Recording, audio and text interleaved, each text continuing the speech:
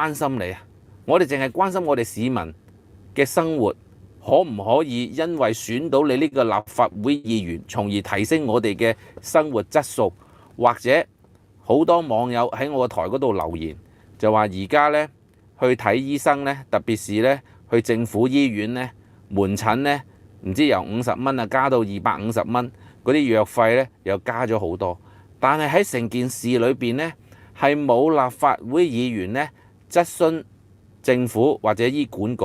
醫管局呢以前呢就係范鴻齡同埋高拔陞嘅。高拔陞呢一年呢就借政府600幾萬，咁同埋范鴻齡呢兩個絕配呢，就喺呢個呢新型冠狀病毒嘅時候第5波疫情呢，大家好深刻呢，就喺伊利沙喺呢個威爾斯醫院呢，嗰啲病人推晒出去，哇喺天寒地凍呢，哇嗰啲呢公公婆婆呢凍到失縮一個，全部掟晒出門口，跟住經過廣泛報導，跟住無端端又推翻晒入去嘅，即係你覺得好奇怪。成個第5波疫情係我哋香港政府係醜出國際，點解嗰啲人喺疫情嘅時候要俾醫院推晒啲病人出門口？咁仲有就係喺醫管局，高拔陞而家冇做啦，范鴻齡仲做緊嘅。而家喺醫管局邊個揸 fit 係將嗰個醫療係大幅升咗幾倍？睇醫生你俾嗰個價錢，全部都係弱勢社群。喂，你冇事又唔會睇醫生啦，你有錢就唔睇公家醫生啦，有錢有病就係睇私人醫生啦，啱唔啱先？嗱，大家係咪先？咁你有病冇錢，咁啊梗係睇政府醫生啦。有病冇錢睇政府醫生，而係加咗你幾倍嗰個藥費同埋醫生費。大家可唔可以話俾我聽呢？其實香港因為呢 touch wood 呢，我就成世都行運，即係好多謝上天嘅眷顧。咁啊，小弟就冇乜病痛。咁但係問題呢，我哋都要檢點下自己嘅生活，同埋呢努力。但係有陣時病嗰啲呢，好難講噶嘛。你天口凍攝一攝親咁啊病咯，冇得講噶嘛，係咪？所以即係病嗰啲有病同冇病呢啲呢，佢無端端聽日鉗唔知噶嘛，控制唔到噶嘛。喂，我哋已經好小心噶咯喎，咁忽然之間我俾人哋傳染嘅，咁冇計啦，咁咪睇醫生咯。咁睇醫生嘅時候，點解醫管局嗰個醫藥費貴咗咁多？如果有網友呢，你直接話俾我聽呢，就係話佢話而家有啲網友就係話普通科由50蚊呢加到150蚊，專科呢係由80蚊呢加到250蚊，咁每一隻藥呢就俾5蚊，專科呢就多10蚊。咁其實呢，就係點解你由50蚊加到150蚊係貴咗2倍？點解由專科由80蚊去到250蚊？